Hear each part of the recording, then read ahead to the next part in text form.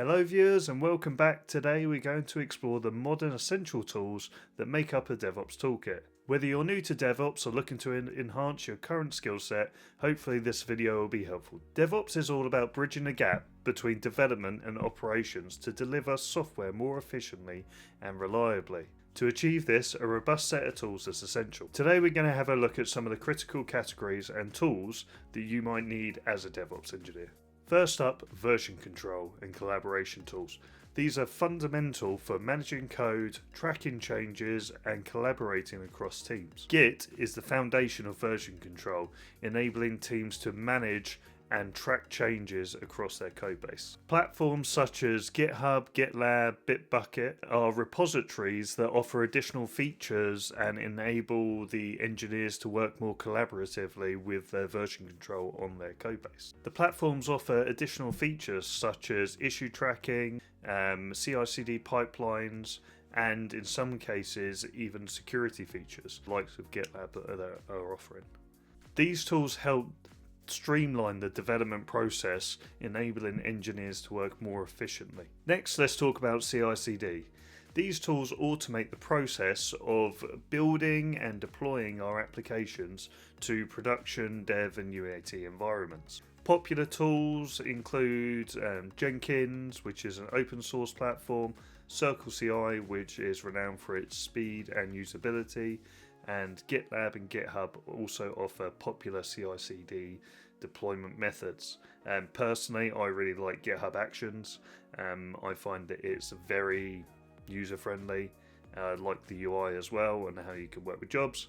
But equally, I work with CircleCI on a daily basis, and it's not that bad. It's pretty good, and it is quick. Using a CI/CD tool helps maintain code quality and gives us the ability to work efficiently again, giving us a clean, smooth release for... I can't say that on camera. Using CI/CD tools helps maintain the process for delivering code efficiently whilst maintaining code quality. There you go, that's a much better, safer way of saying it. Next up, we have infrastructure as code, which for me is bread and butter in what I use on a daily basis, and I feel it is an essential tool for any engineer, especially DevOps, and I wouldn't be able to do my job without it. Infrastructure as code gives us the ability to give a declarative code base for resources on public and private cloud to make our lives easier.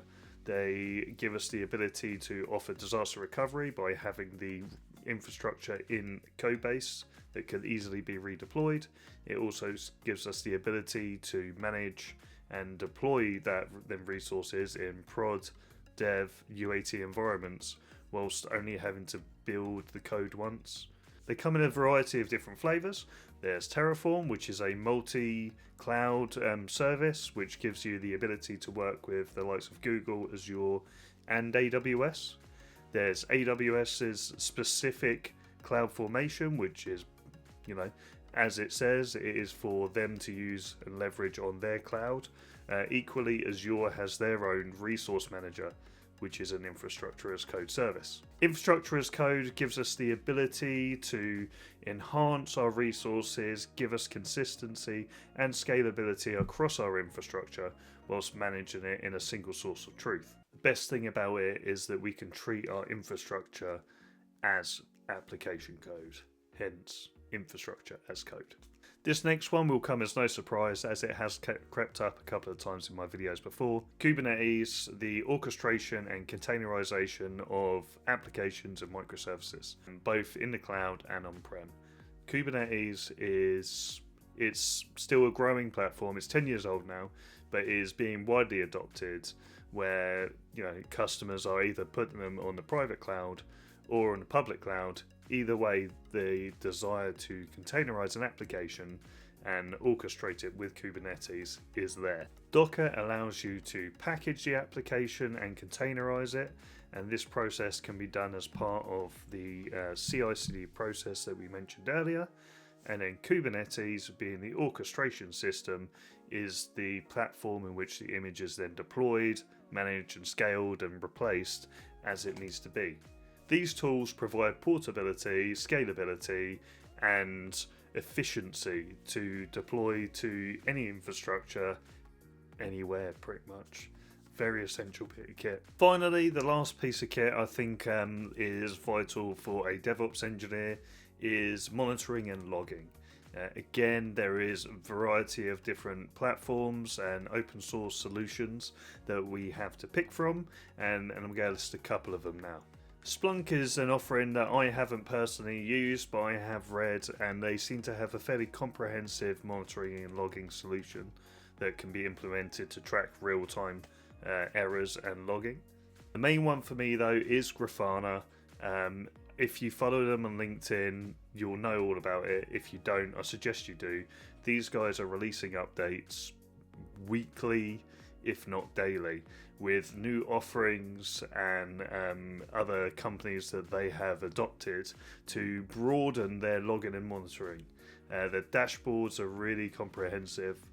The GraphQL language is reasonably user-friendly. However, they've built the technology in a way that if you don't know GraphQL, which I don't, not very well, that they have given you the option of just using like their point-and-click solution. There's a couple of videos on how to get it up and running, and it is a fantastic monitoring login toolkit that they offer there. So there you have it. That's my 2 cents on what I feel is kind of the essential tools for a DevOps in this day and age. You know, a lot of it all focuses around efficiency, portability, scalability, and general collaboration with the rest of the team and the rest of the company. Being able to enable them and empower them to do their job in the most efficient and, you know, cost-effective way, and be able to provide them with clear, concise delivery models, and also reporting and feedback with logging and monitoring. This video is actually going to be the root for a mini-series that I want to do, where I want to dive into each of these points that I've raised. I'd like to do a mini-series on the deployment of Kubernetes, working with infrastructure as code, and also logging and monitoring. Please let me know if that's something you would be interested in, and also please let me know if there's one specifically you would like me to look at. If you've enjoyed this video, please don't forget to like, subscribe as well. It all supports the channel. If you have any feedback, please leave it in the comments below. I'll get back to you as soon as I can. All the best.